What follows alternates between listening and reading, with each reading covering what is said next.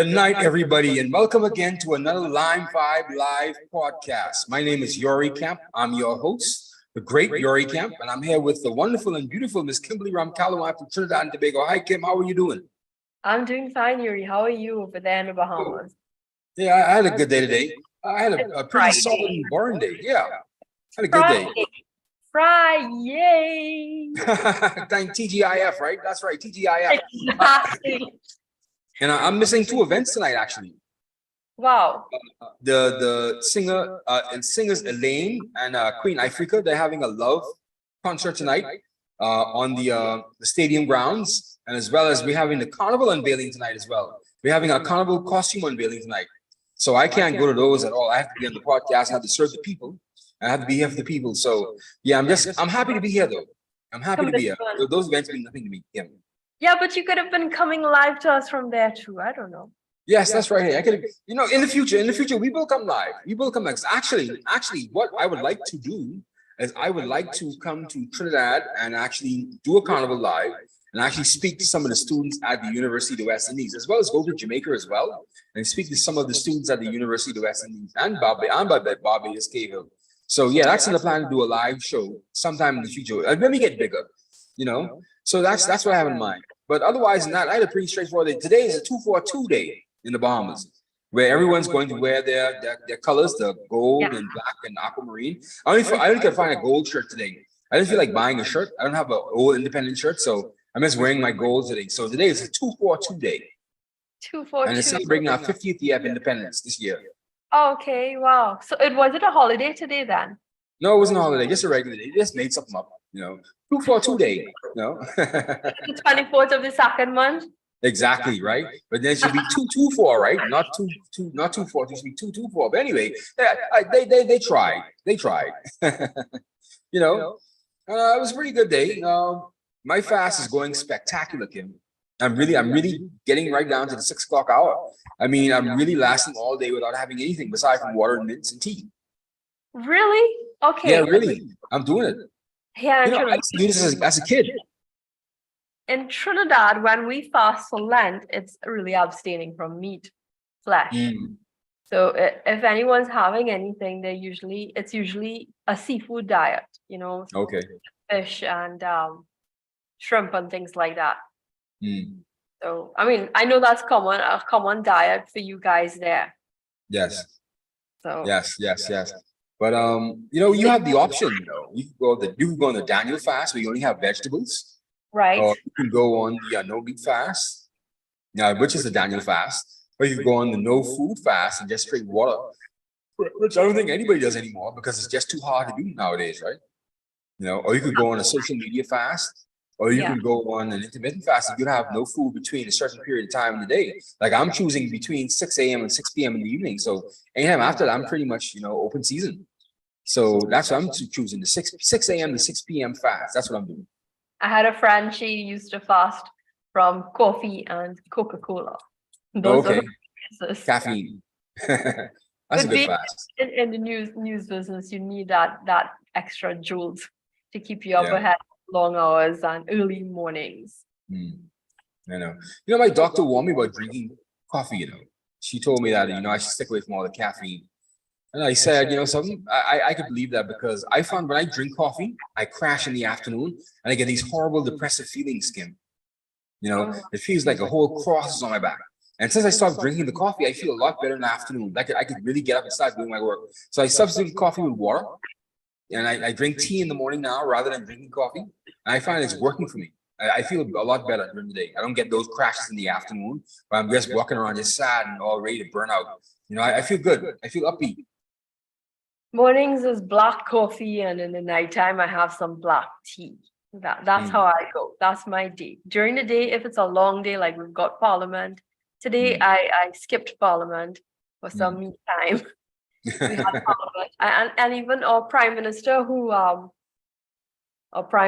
is supposed to have been in Parliament to answer questions. I think he answered questions virtually today. Because he tested positive for COVID once again. Yeah. I think it's coming off the heels of his trips last week when he visited Guyana and the Bahamas for the Wow. So we gave him the COVID? Are I'm you not saying sure. we giving you COVID? Bahamas was the last stop, you know, you never could tell. Yeah, yeah, you probably got the COVID right from there, you know. You don't Wow, know. we get people keep riding the COVID. I'm sorry, Keith, Dr. Keith. He's probably. I'm sure he's doing fine. He has the best of healthcare and Yeah, everything. But you his know, brother's a Trinidad, doctor, isn't he? you hear him getting tested for the team time here in Trinidad. So we have fun with everything here like that. They're questioning where's his wife. Oh Lord She Jesus. must have the cure because she's not testing positive. Yeah, But yeah, my goodness. I mean, it's good because you know we're coming off the carnival week here. It's the Friday after carnival. Today, Mhm. my husband and I, we went to the beach of the popular Las Cuevas beach, which Mhm. is one of two beaches in Trinidad that we consider really okay. Mhm. And we saw a lot of tourists there, a lot of people who would have come down Trinidad to play mass, and they were there on the beach cooling out and liming on Ah, the beach, taking in the scene, the cool breeze, the cool water, and the sand. mhm. That's I went nice. for the cure, you know, for my. Yeah, how are you feeling, by the way? You feeling better? I'm feeling a bit congested and nasal, but I'm coping mostly with it. Mm. Okay, okay, that's good. That's good. And by the way, we hope Dr. Keith Raleigh gets better too. So get well soon, Dr. Keith Raleigh. You know, COVID is not something to have. You know, I hope you really, bounce back. So, Kim, what else is happening over there, man? What else is going on now?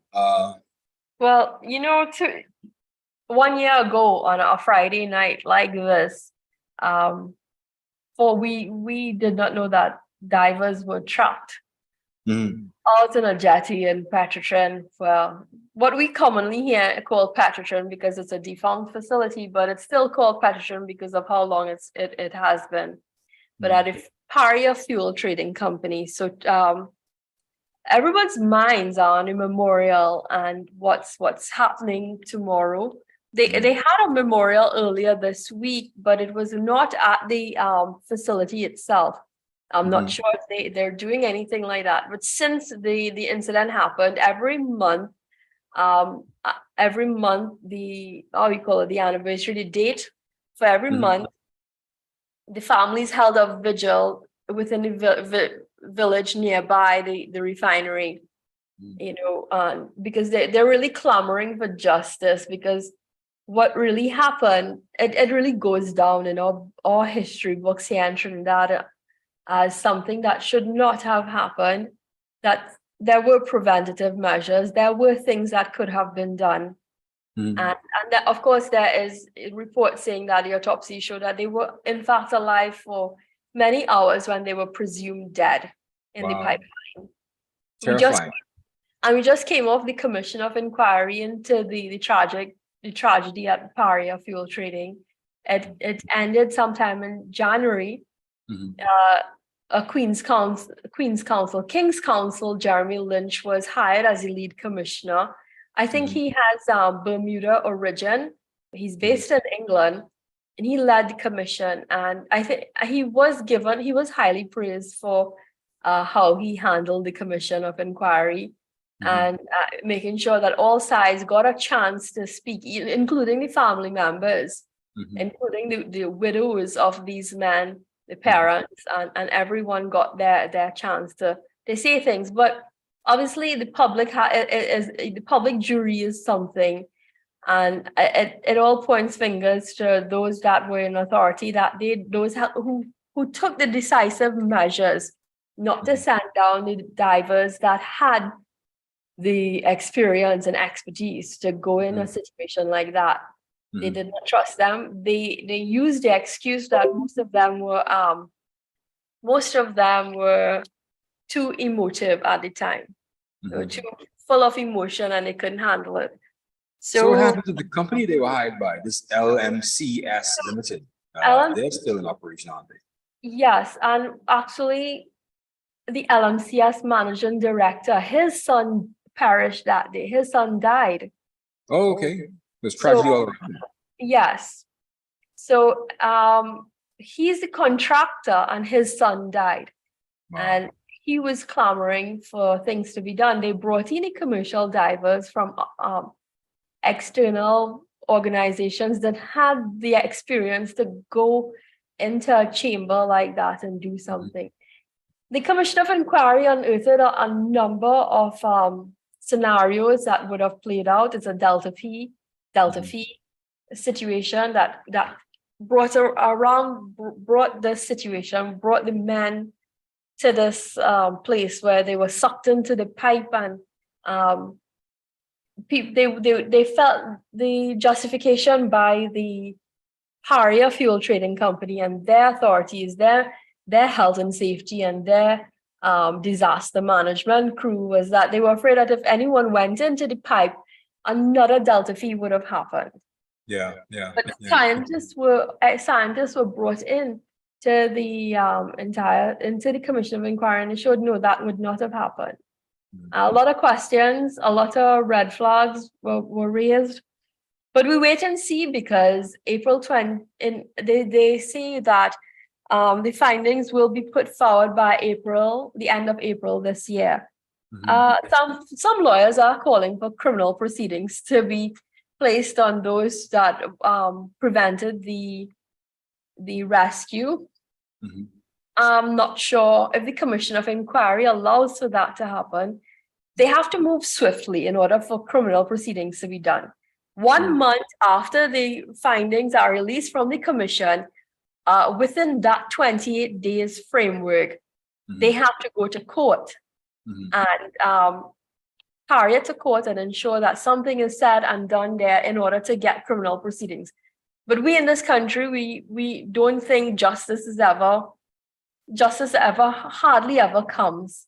And unless it's by the hand of God, long later, and you see something, hey, that happened because of so and so, that's hearsay. But now, what I understand with these pipes, though, Kim, these pipes, they have strong suction, so maybe there was nothing that could have been done to those gentlemen, from what I understand, from these pipes. They analyzed the shaping of the pipes, and they analyzed how it worked, and the pressures and the differential pressures at each angle was actually calculated. But what had prevented it is that Paria wanted a detailed report from the external contractor, which is LMCS. The father, he was grieving at the time. He had already presented something. He had already presented solutions, and it appears that no one was taking heed of his suggestions at the moment. So what were those divers doing in the pipes anyway? They were cleaning them, or what were they doing? They were contracted to install certain devices in the pipe. I believe that was the scope of work for them. Installation as well as maintenance, because I think they were also part of a welding crew. So all of that, I believe, is what they were doing. So yeah. It's a tragedy. When it happened, I saw the pictures of the dead man, and it was like so sad, you know. They died. That must have been terrifying, you know, to be dying out of the water. I was just terrified. Yeah, it is, especially when one was rescued and he said, they're right behind me. And he had to live with that haunting for the rest of his life. And in speaking with him recently, of the news reporters here in Trinidad, he said that he's unable to even go to the beach, go in the water with his own daughter, his own child. It's so he's an experienced diver. Yeah, exactly. And he's traumatized by it. I mean, those were his brothers. When we look at it, we see how close-knit they were. They operate. It's a family business, and many of them were apparently related, some with the other. And you know, I think the memorial they had on yesterday morning, it was hosted by one of the member of parliament in the area for the family, one of the widows, which is the managing director's son, Fazal Ali Jr. His wife, I don't think she could have handled it. Yeah, so, how sad. I pray for the families, man. Pray for the families that they get better, Kim, you know. That they find healing. And there's some resolution from this commission inquiry. We really do hope so, because when we think of it, I mean, as women, as as everyone, it really brought us to, it brought a nation to tears. It brought a nation to tears because we saw those men as our husbands, as our fathers, as our brothers, as our sons. Yes. We all identified with the families. And it came 1 year after another tragic incident we had in 2021, which was the murder of Andrea Barra. You know, Okay. she went missing for a few days, weeks, and they found her body down a precipice. And it was a brutal discovery. Yeah. How sad is it all happening around carnival time and everyone's supposed to be happy, Kim? Everyone's supposed to be happy around carnival time. It makes you, well, last year we didn't have carnival because of COVID. At the time, one of the excuses also of the officials at Paria was that most of the managers were at a taste of the carnival event. We didn't have a full-blown carnival. We had a taste of carnival, which was a scaled-down version of mass. So there were little pop-up events all over. And it happened that weekend. Okay. So they were partying, that's why they put in, anyway. That's speculation. You can't go into speculation with that. But, no. It was actually brought up in the commission of inquiry. Oh, really? It was stated they weren't there. Why weren't they there? Yeah. Anyway, we wouldn't know. So pray for the families, man. That's such a tragedy, though, Kim. I mean, that's sad. That's really sad. But other than that, I mean, what more can you do aside from just ensure that there's better safety measures, safety protocols in place for these divers when they go back down into these pipelines again? Yeah. I think it just underscores how we just need to take safety more seriously. I think it's endemic across the Caribbean. Don't you think so, Kim? We just don't take safety serious. No, it's not. It's not taken serious. I don't think we have a standard organization. We do. We have the OSHA Act here. OSHA, that's international, right? Yes, and they are part of the body that will be responsible for ensuring that some sort of criminal proceedings do occur. Yes. Because it's based on that act that they can be charged. What they're looking at in this situation is that the monies that they are to get is not sufficient based on the OSHA Act, and it has to be a lot more. And because they've lost their breadwinners, the men in their family. So I think on it, you get like, if it's 3 years salary, that's not much. No, it doesn't take too well. That's not enough. So anyone made a good soak about them yet? What's that? Has anybody made a good soak about them yet? No. I think someone sang a calypso at the calypso fiesta this year. Okay. But I didn't pay attention too much because it's a whole day event. It's to really sit down and listen to all the lyrics. They start off from early in the morning and go straight to midnight. Yeah, somebody needs to make a good soak about them, man. So they can be memorialized properly. That's the Trinidadian way, I think. I don't know. But they do go down in our hearts and our memory. I mean, I think it's something that we will never forget here in Trinidad. Yeah. 5 men lost their lives. Wow. That's so sad. But speaking of soca, though, Kim, we heard you guys be making some waves in Toronto, aren't you? Some Trinidadian singers. They've been a part of the Caribbean Heritage Week this week in Toronto. Patrice Roberts and Kevin Little. Kevin Little, I think he's on Canadian, right? Yeah, Kevin, right. Patrice Roberts ready to perform. Actually, they said she had a smash at the Toronto Raptors halftime game to celebrate Caribbean Heritage Week in Canada, and it's this month actually, this February. Yeah, it's Caribbean Heritage Month in Canada. Yeah. But where did they find Patrice Roberts from, though? I mean, she's been out of sight for a while, hasn't she? No, I mean, last year, did you not see? She sang the song, "Mind Water" and "Drink Water and Mind Your Business." Oh yeah, drink water, mind my business. Yeah. Okay. Wow. It caught on. If last year had a carnival, I think that would have been the road march of 2022.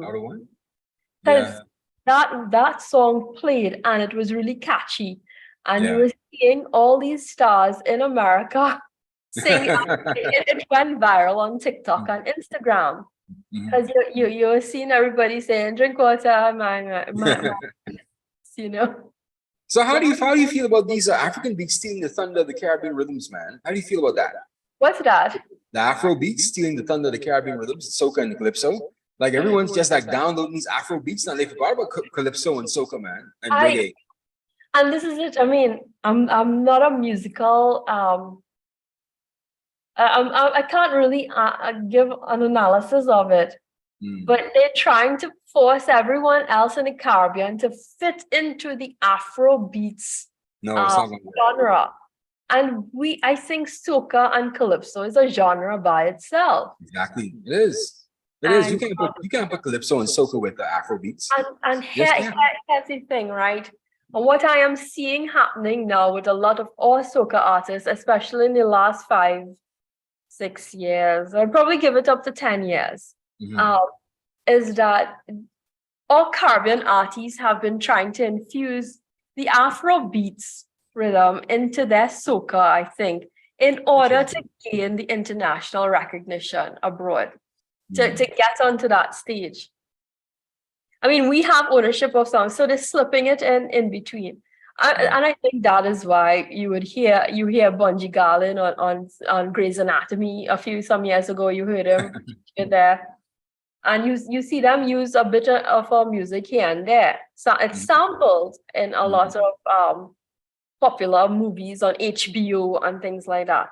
Yeah. But and people need to recognize it's really from the Caribbean. Exactly. Afrobeats needs to be separated, but they want to merge it all together. Okay, y'all, because they can't understand it. I think it's all derived in their lack of understanding of what this musical genre is. It's coming across a bit racist too, you know, because just because we're black doesn't mean we have the same music, man. Come on, Afrobeats is something totally different from soca and calypso. Totally different, absolutely different.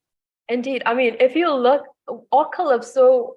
You look at, Lord Kitchener and Lord Nelson, and you go back to way back then, it's totally different. And their songs, Lord Kitchener has volumes of music that is used, even the Mighty Sparrow as well as used. I mean, it's something that needs to be recognized for what it is. They want ownership of it. I've heard that his music was bought over by the Americans, and someone has more rights to Kitchener's music. Really? Not our own people. What a shame.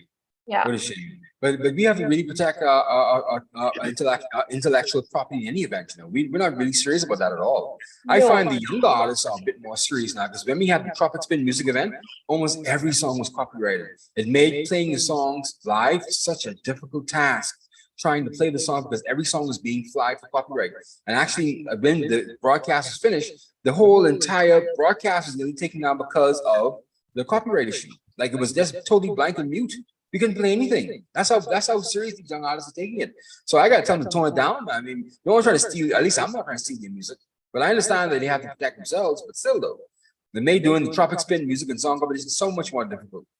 Lord, we're gonna do it again this year, though, Kim. And we're going to try to tweak it a bit where we make it better, so we don't have to go through all these hassles that we had the last time. We already have new equipment. We already have our venue already sorted out already. And all we need now is our 2 hosts and our jingle, and we ready to rock and roll. I'm waiting for you to fly them in. No, everyone thinks that this is going to be a live event, or we should morph into a live event. No, we don't think so, because we believe that in this medium, the internet and the telecommunications is bringing about this video renaissance, this audio visual renaissance, and this is where young people need to be. Yeah, it can be broadcast from where you are. Exactly. And then it teaches them the new skills. It teaches them the metaverse. The internet is a new age. I mean, yes, performance is important. And of course, we're not saying, move away from performance art. But still, though, the internet and the video presentation is going to be essential moving forward in this new generation. Essentially. And we need to get our young people involved in that right now, so they can be comfortable with it. And they can know that, I can market myself sitting in Trinidad, and I could be in Korea right now playing to millions of people in Korea.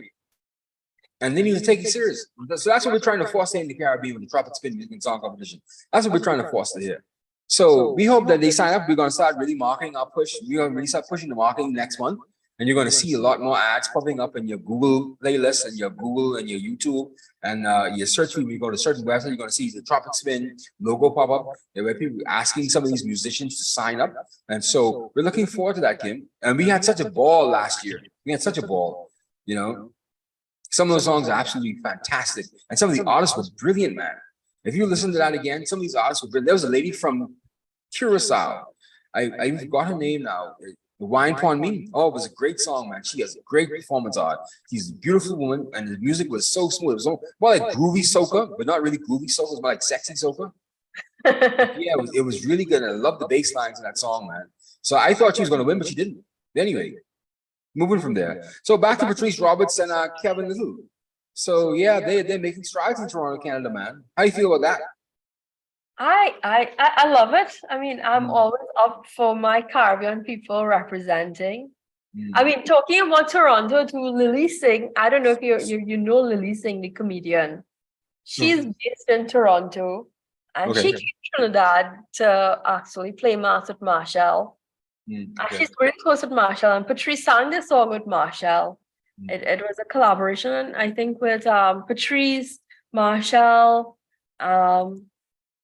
and I think Nicki Minaj jumped in too. Yes, yeah. Yes, I saw it. Yes, Nicki Minaj. Nicki Minaj was there, wasn't she? Yeah, they did over. I think they brought her in. I what's the term they used? They included her in a track, "Shake the Place." So you know, Do you think she's being a culture vulture? She is part Trini, and I could understand. What do you mean a culture vulture? You think like she's just coming to just take a part of it now because it's fashionable now and she's part of the Caribbean? You think that she's just doing that just to get attention and just to steal the like you get clout chase as a young Black American? She's clout chasing. I mean, it's Trinidad culture, and I think it augurs well for our culture. And Trinidad's mass has always brought the stars a long time ago. We used to see, I mean, of course, we have Alberto Ribeiro, Carlton, Tatiana Ali, all of them, they have Trinidadian roots. Really? Even Neil Long has Neil Long, yes, I know that. So we've always seen Boris Kodjoe is here once for Carnival with his wife. It's always attracted a foreign artists, foreign Hollywood. Hollywood has always been interested in our Carnival. Yes. It's an expressive art form to them. They find it intriguing, they find it interesting to come and participate. Yes. Okay. So I think Nicki Minaj in her way is probably embracing her Trini roots, if anything. Okay. So there's nothing strange with her. Because she seems to be a bit fake sometimes. Don't you think so? But I can't tell you to talk about your compatriot, but she seems a bit like, it seems contrived, I would say. But anyway, I'm not a Trinidadian, so I don't understand the culture. I'm not really have any affinity with it, but it seems contrived, I think. You know, like she's doing it for attention. Like she's not really, like she's just saying she's Trinidadian now to get some attention. But anyway, I don't want to get Nicki Minaj's bad books. We've always seen her as being Trini. First time she hit the spotlight. And I just found, initially I found it strange that she changed her name to Minaj, you know, from the Onika Mirage. You know? So is she a douglas too? Yes. Oh, she's a douglas. Okay. That's why I like Nicki. She's a douglas. I think she's always embraced our culture as being hers. It is hers. So why deny it? Okay, that's true. I think she knows that she has a great fan base here, and probably she considers it her gift to Trinidad and Tobago. It's a spotlight, it brings a spotlight to us. Yes, indeed. You know? That's the least she can do. But speaking of that, do you think reggae is on a bit of a slide now that everyone's like turning away from reggae? Like is being too saturated with reggae music now that everyone's turning to the other, Caribbean musical genres? I mean, dancehall has taken over reggae. Yeah. And it's killing reggae too. It's killing reggae to the point where even Prime Minister Holness last year sometimes said that he wants to ban all negative dancehall lyrics. I find that to be why would you? How can you do that? How can you ban artistic expression? But just goes to show you that the Jamaican culture has been transformed by dancehall, and dancehall is transforming the Jamaican culture. Whereas it's coming from these young people's hearts. So when you start hearing the young people and what they have to say, what you're going to do then, Prime Minister Holderness, you need to hear what they have to say, because this is a part of your culture. This is what you bred. This is what you're breeding on the ground, Prime Minister Holderness. He's probably trying to ban is that gang mentality, that gangsterism, we would say. Yeah. What Skillabang song is wap wap wap wap wap. It's such a stupid song, you know. Wap wap wap wap. It's so stupid. But that's the young people. I can imagine my parents listening to my music when I was young and say, "Yo, that's so stupid. Why are you listening to that stupid stuff?" And I'm listening to Skillabang and who the other guys were. I don't even know these guys' names. Wap wap wap wap. It's such a stupid song. Anyway, but the young kids like it though. The young kids love it, you know. Yeah. And I think when he comes to it in that way, it's from the premise that dancehall culture perpetuates the gang culture. Yes. In Jamaica. And Yes. you know, they talk about, you know, the Gaza and all these things. And Trinidad has adopted that culture. We have the youth in Trinidad singing songs like it. And I understand that though, Kim. Not to cut you off, I understand that though, Kim, but that's the culture that you're breeding in Jamaica. That they are your babies, they are your people.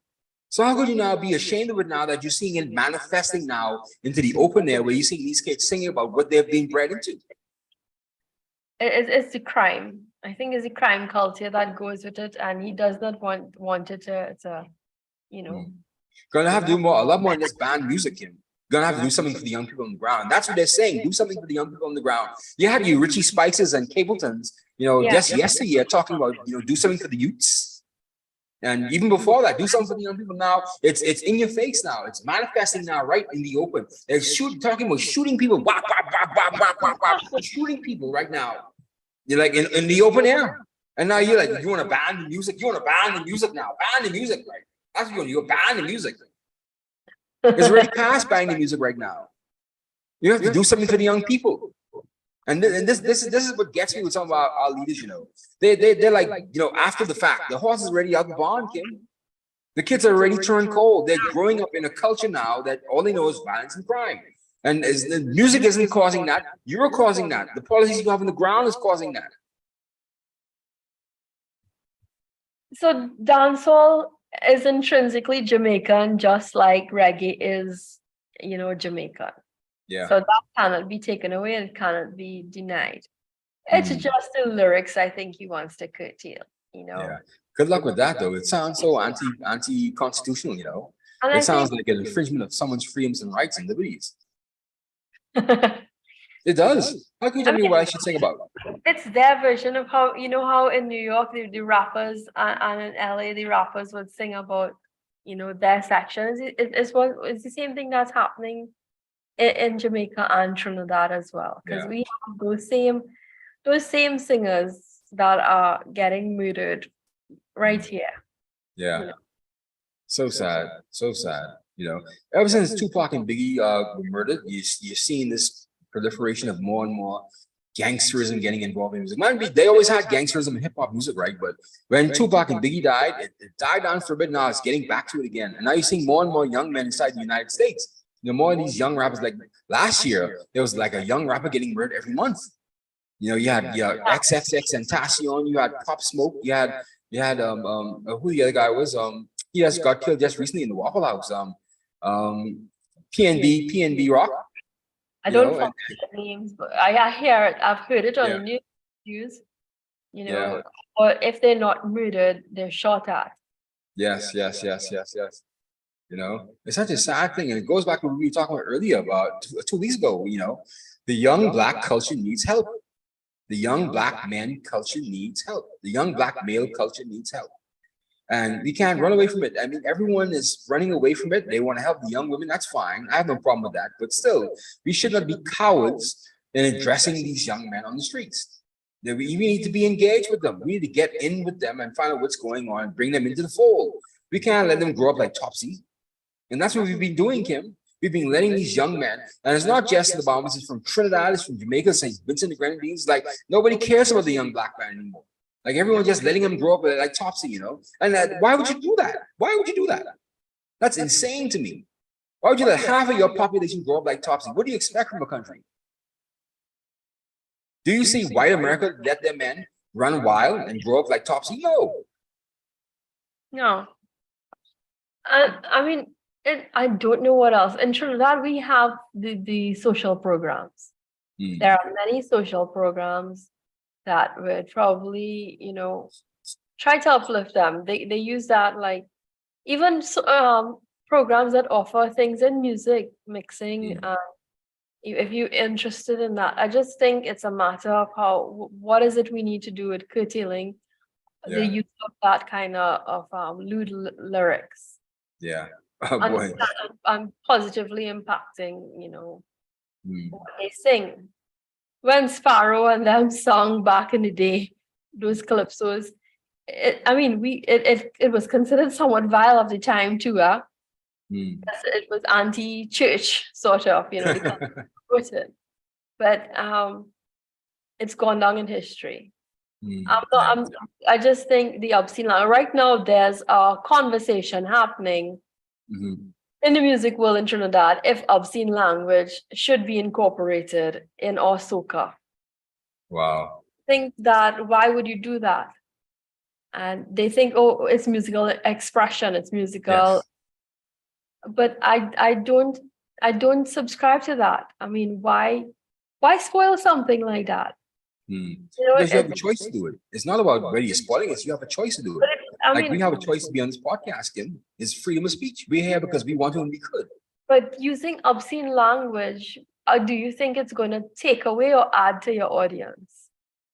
But this is where I'm going to disagree with you here, because I don't want to take that argument there, because it has nothing to do with growing the audience or not growing the audience. It has to do with my musical expression. It has to do with how I feel about what I feel about. It's about my passion.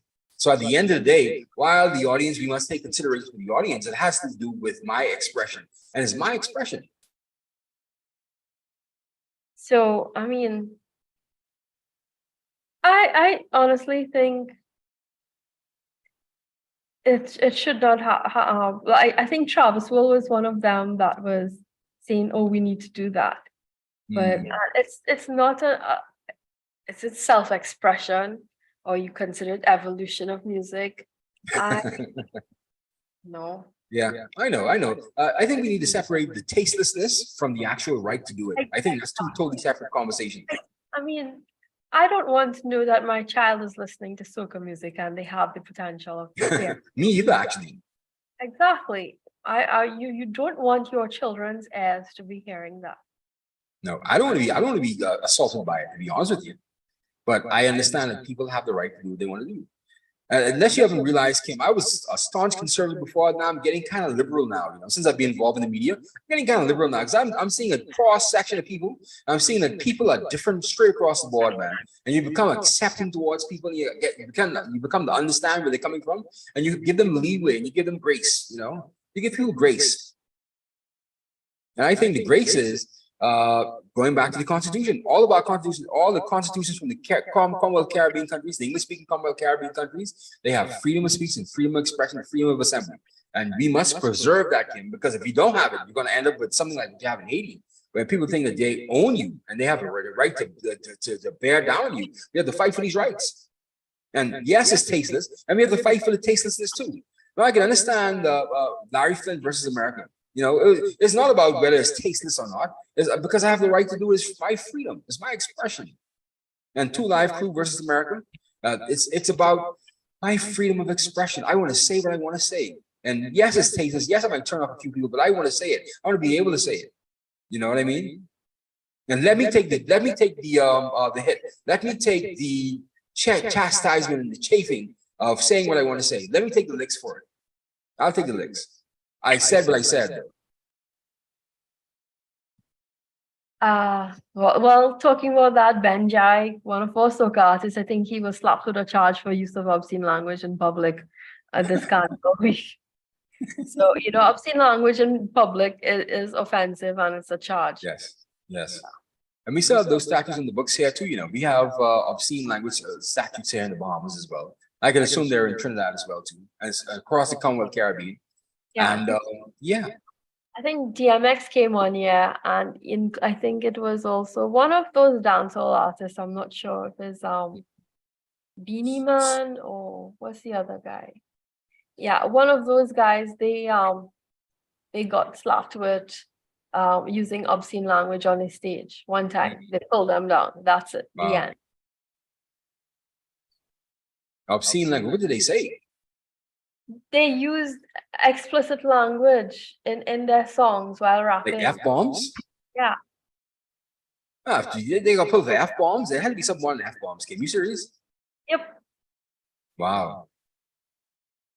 I'm sure that there are much worse things than the F-bomb. That could be said. I was not in, I think, I don't know, but I think it was Probably was a sensitive time in Trinidad when that happened, wasn't it?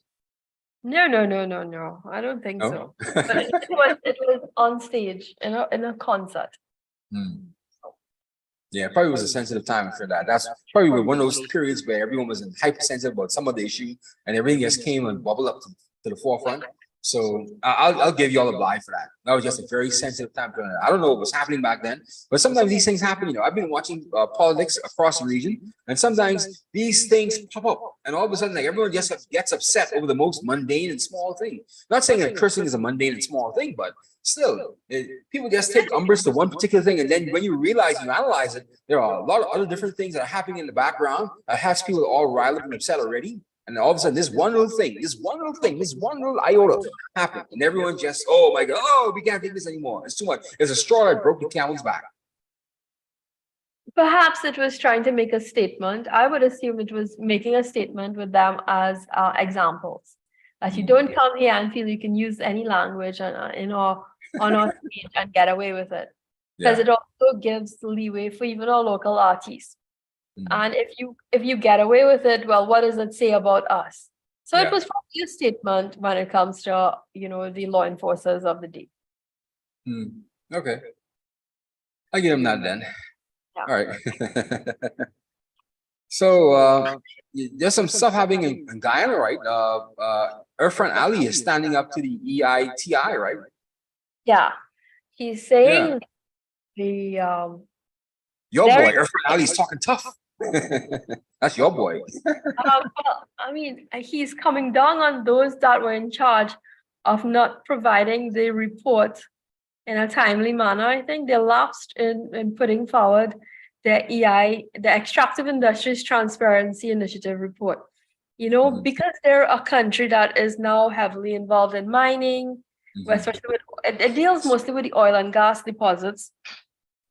And I mean, they're a country that's involved in bauxite and gold mining. So all of these things, they have to have reports because it shows that you've got some level of transparency in the way that you get your revenue from these minerals, from these resources. And it deals with, how licenses and contracts are allocated and, depending on the contractors that are registered and things like that. You need all of that transparency, especially when it comes to your investors. You want investors look for these things. And I think why is it the report was not submitted or completed this year? So he's taking umbrage with that. Here in Trinidad is very strict. We have the EITI report annually. We have the Trinidad and Tobago EITI organization. That falls under our ministry, and they have to present a report on how, what is government's involvement in it, what's the revenue payments. I think an external auditor is usually involved, KPMG, that overlooks these revenue payments, and they look at all the structures for how policies work. For extracting and getting revenue from these resources. I gotcha. So Guyana is just resource rich right now. They're showing off now, aren't they? Yeah, but I mean, a lapse in this does give a red flag. I mean, I'm sure that they've got some kind of you know, a buffer zone where, okay, if you didn't make the deadline, you can do it. But it comes across to the investors that you're probably not cooperating. I got you. So Irfan Ali is just showing off now, man. He's the man now, right? Yeah, I heard this week that our energy minister, he came out yesterday. There was a post-cabinet media briefing where Stuart Little. You call him Stuart Little? Kim, stop it. It's a media joke. I know it has to be a media joke. Like how you call, I think I realized you called Dr. Rowley, Dr. Growley. No, we don't Dr. say that. Rowley. We have nicknames. Media people have nicknames for everybody. I mean, we call Pamela Tanti Comes, everybody. Yeah, Tanti Combs, I know. You know? So I mean, even for the late Prime Minister Patrick Manning, we had him Uncle Patos. He was known as right. That's so good. Don't take it too serious though. Going back to what Energy Minister Stuart Young said, that you know that they had made this big or Prime Minister had gone to the oil and gas forum and had put forward all facilities for the Guyana industry to come in. So they've got the downstreaming sector, the methanol, the ammonia plants to come in. They, I guess they're trying to put a plug to tap into their natural gas resources. He also had a plug that for a refinery that's sleeping right now. And they had said no. But Energy Minister Stuart Young is saying that for the amount of barrels of oil that they want to produce per day, our refinery cannot stand up to that limit. Wow. So they're going to be refining a lot more oil than what Trinidad is capable of doing. Wow. That's amazing. So that shut us down totally one time. Because it's looking at 400,000 barrels of oil per day. Thanks to the ExxonMobil consortium that is producing offshore. Okay. So you guys have any, does the Raleigh administration have any other plans of signing up with any other larger oil companies and oil conglomerates? There was rumor of a US-based company entering the market. I'm not sure how feasible that is, or I don't know what's happening. They were hopeful that Shell was going to take over. So yeah, you guys have a good partnership with Shell though. Yeah, Shell is working with us even with the Dragon gas field. So a lot of questions were raised with this 2-year deal that America put on us, whether that's going to be enough to explore it. This is a deal with Venezuela, right? Yeah, it is. Are people still up in arms with this Venezuela thing? Or are people just like, oh, well, it's Venezuela, we just have to work with them? Are people still upset about this partnership with Venezuela? The question is, how is it going to work out for both parties financially, especially with the sanctions still in place over Venezuela? So I know the energy minister, they've been having meetings with their foreign affairs minister, Delcy Rodriguez. They were there last week. Yeah, spicy Delcy. Yeah, she's a spicy one, isn't she? I think our NGC president, Mark Laquan, as well as Stuart Young, they were in Caracas last week.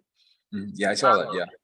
So it came also on the heels of what Maduro had said, on colonialism, what America is imposing is colonialism in the modern day. So we wait and see what the negotiations will pan out to be here, because it's if it's not financial, what's it going to be like? Yeah. And speaking of Dr. Raleigh too, apparently American Airlines, they have apologized to him for his their faux pas, for not recognizing him when he was traveling back and forth at CARICOM Heads government meeting today. It happened to him and Ralph Gonzalez of the Sinvents. Yes. So how do they know two leaders, and they should be their itinerary should be up in front, and they should be like special citizens someday. They should be like special VIPs, right? Yeah, I would think so. It's like your staff isn't briefed on this. Your VIP travelers from Guyana, you visited Guyana. I mean, just watching the passports I'm not, I would think passports would have something too, as well as the tickets. And it shows our air routes as we've been talking about transport. They Yes. had to book an American Airlines flight to go all the way up to the Bahamas from Guyana Mm. in order Such to a reach shame. on time. Such a So shame. yeah. You know, that's not going to get fixed anytime soon, though, because the kind of investment needed for airlines is just going to be too exorbitant for any Caribbean country. We have to come together as a consortium. We have to come together as a group to actually fund an airline. I don't think anyone's going to take. No one wants to take the risk. All right, and nobody wants to put up more money than the other one. And that's why these things fall apart. No one wants to fund more than their fair share for somebody else to benefit from it. Because you can imagine how Jamaica putting in the most money for Caribbean Airlines and all the routes up to the Bahamas and all the Bahamian routes are getting the best benefit from it. Oh, no one wants to do that. I mean, this is why the private sector comes in. Yes. Private sector needs to come in to ensure that, hey, we've got interest in all the islands and and in this sector, and that's how they're going to benefit. We can't expect. I mean, yes, there's political will, but political will can only finance you so far. What's it going to do? Because us, the taxpayers, are going to be the one to pay it. Mhm. Yeah, political will is something like love in a relationship. You only could tell someone you love them so much. You have to actually show that. You have to actually pay. You have to actually pay. You have to actually pay for love. As sad as that is, to some extent, you have to pay for love. And you can say I love you as much as you want, but if you don't have the resources, the financial resources, I mean, how far can that go? So the political will and all the pandering and all the posturing and all the we need the Caribbean Airlines. We need to solve this. We need to solve the elephant in the room. Where's the money? Show me the money. Show me the money. Yeah, I think a percentage needs to come. CARICOM, there needs to be some kind of agreement where if you're going to benefit from this, you need to put forward this much percentage into something like this. I'm going to tell you how it's going to play. Because you're going to, as you said, you are going to gain from this. Yeah. I can tell you how it's going to play out. Someone's going to start paying for like the first 2 years. Someone in a small country, like let's say someone like Grenada is going to pay for like the first 2 years. And after the third year, they're going to say, "Can you give me a blind this year? We're going to put half down this year." And I come back again, it's going to happen, and then they're going to stop paying. And that's how it happens. That's how it happens, Kim. That's how it happens. They're not going to keep up with that. I hear they don't even pay their commissions to CARICOM as often as they should. Some of them are behind their arrears to CARICOM, and it's been like that, including the CRIF. Exactly. Some of them have deferred They don't have payments, their policies. And because they don't have the money. And see, that goes back to what we were saying earlier. The government thinks they can do everything in their power. The government thinks they can do everything, but the government has nothing to do with it. They don't have the technical expertise, they don't have the money, they don't have the resources. They just not, and plus they're confused. So turn it over to the private sector and let the private sector do something good. But you know something? They're not going to give it to the private sector. They have to be involved. Someone has to be up front with them, taking the pictures. Oh, I did this, I did that. Like a Gaston Brown with Liat, right? He saved Liat, but Liat's still dead, right? Listen to him. Listen to old fool. He saved Liat. He didn't save squat. Liat's dead. Liat is paying monies owed to their staff. Still, this year they had I think they paid them out in tranches. So so money is owed, and even their stakeholders in investments. So they've got payments owed. So that's where Liat still exists, and paper and in debt. So no one's asking the question, right? If Liat's bankrupt and is being liquidated, where are they getting money from? Where's the money coming from? It's coming from taxpayers. That's it. Such a shame, and this is why government shouldn't be involved in it. This is a huge mess. I don't want my money spent out to no Liat worker. I want you to fix my pothole in front of my yard, in front of my road, in front of my house. That's what I want you to do. I don't want you to spend no money on no Liat worker. To hell with them. And this is why government shouldn't be involved. Straight up, man. They waste our money. Why are you throwing money behind a dead company and paying off these people that have lost their jobs? When I lose my job in the private sector, no one pays me out. So visa packages came, yeah. And I then they got you. owed some owed travelers monies as well. Really? Yeah, for reimbursed tickets and things like that. So I think the last payment for that was sometime last year. Yeah, Mm. mid last year. Because remember, COVID came because of COVID, they had to shut down totally. Yeah, Uh, yeah, that you can take that. and Yeah. that. What a mess we have, Kim. What a mess we have. What a mess we have. So, how was your week though? How did you tail off from the end from this week? Well, this week was a short week here in Trinidad. Obviously, we had Carnival. Yeah. It was pretty much easy going. Everyone was still up in arms with the road march. Everyone's taken up with the band of the year, who won the prizes, and I think that's Trini Bacchanal this week. Trini Bacchanal this week. Yeah, Trini Bacchanal occupied us this week. But all around Carnival. Every week there is something new, and the latest is with Dr. Raleigh getting COVID. I think if you look at every country, you're going to see, okay, what is the biggest thing happening right now? If you look at it, you're going to see it. What's the biggest thing by you guys in the Bahamas this week? Right now, the Carifta Games are going to start next week, I think. Right. And so that's going to bring all these young athletes from around the Caribbean here to participate in the Carifta Track and Field Meet. So that's going to be happening this week. Cultural wise, our cultural season is pretty much over from December and January. There's no more Jungle News festivals, not until Independence Day. That comes down in July. So yeah, so it's pretty much a dead season right now. We have just sports, and that's the Carifta Track and Field. And I think another baseball classic is coming here as well. Other than that, we're pretty much boring over here. 2017, I think when I was doing news by you guys, you all hosted the Carifta Games then too. Yeah. So yeah, and then Trinidad is gearing up to host the Commonwealth Youth Games later this year. Oh yes. How's the preparation going for that? You guys have you seen stuff erected yet? Last I saw is that they were securing hotel space for the athletes that were going to come in. I mean, how Commonwealth countries comprise of what, 50-something states or 60-something now? Or 60, I think 62. I think it's 62 or 63 states right now. So we have to cater for athletes from all those countries. Yep. Uganda, I think well, it's not Hong Kong anymore, right? Uganda, Nigeria, Malaysia, right? Australia, Canada.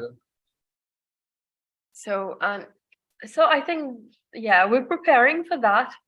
There's talk about it, but I don't think it's known that much by the wider population here in Trinidad. It's only when why aren't you guys promoting it? I don't know. I guess we were waiting for Carnival so to go, but it happens in August. It happens later in August. Is that where they pass the baton around, or is that just the Commonwealth Games? No, this is the Commonwealth Youth Games. Gotcha. Wow, you guys looking forward to that, right? I mean, you're looking forward to that. 1,000 athletes are expected. So it's a good turnout. 74 nations said to be here. But they said the main venue will be in Tobago. Really? Yeah. So why Tobago? I guess because Tobago has so many hotels. Okay. That probably facilitate them. And it's the time period where most of our visitors will be there. So something else is going to occupy or air bridge and sea bridge that time. Like August, because that's the time most Trinidadians go across there to relax and unwind for those 2 months. And this is going to be the first time a Caribbean country is going to host the Commonwealth Games on it, isn't it? Wow. Okay. Yeah, it's going to be the first time. Yeah. It's never been done in the Caribbean before, so Trinidad's going to be a first, I guess because you guys have the space and you guys have the capacity to do it. I believe so. We have quite a number of stadiums and arenas here. Yeah. And you're going to see a transformation in that country after this Commonwealth Games, though, because every time there's a games in one of the countries, and you can just watch, even from the Olympic Games, there's a total transformation in that country afterwards. Everything boosts up. The money that's spent on infrastructure, it really helps the country, man. So you guys are going to see a huge windfall after this Commonwealth Games is done. I mean, we saw that when Jack Warner was in charge of the FIFA games and he brought the FIFA, I think it was the under-17 World Cup to Trinidad Yeah. some years ago. That was, I was still in secondary school, probably 2000, 2001. Mhm. And we saw a lot of stadiums went up, popping up here and there. Some of them are derelict right now, sad to say. So Okay. that's what happens. It's left to pander. Depending on the administration, it happens under too. Yeah. So, Kimmy, my dear, you wouldn't believe it, but our time is up already, you know. Friday night, LimeVibe. Yeah, Friday Night LimeVibe. So, any final thoughts, Kim? Just have a safe and wonderful weekend. Yes. Come back to us on Monday. I'm sure we have plenty more to talk about. Yes, we're gonna have a lot of talk about it. I think they can feel free to tell us what you want to hear from us as well, and we'll probably look it up. Yes. I'm going to say this is some things on Sunday as well. We're trying to ask some of our viewers to see exactly what they want us to talk about on Monday and next week, actually. So we're going to take it from there, Kim. Thank you so much for joining me again, Kim. I really appreciate the time we spend here on Friday evenings and on the evenings, actually. I really look forward to this. Thank you. I really appreciate this, man. So this is Yori Kemp, the host of the LimeVibe podcast with my co-host, Ms. Kimberly Ramkalawan. We're saying good night and God bless you again. And don't forget to like and subscribe these videos. It keeps us going. Thank you and I appreciate it. Good night. Bye. Good night.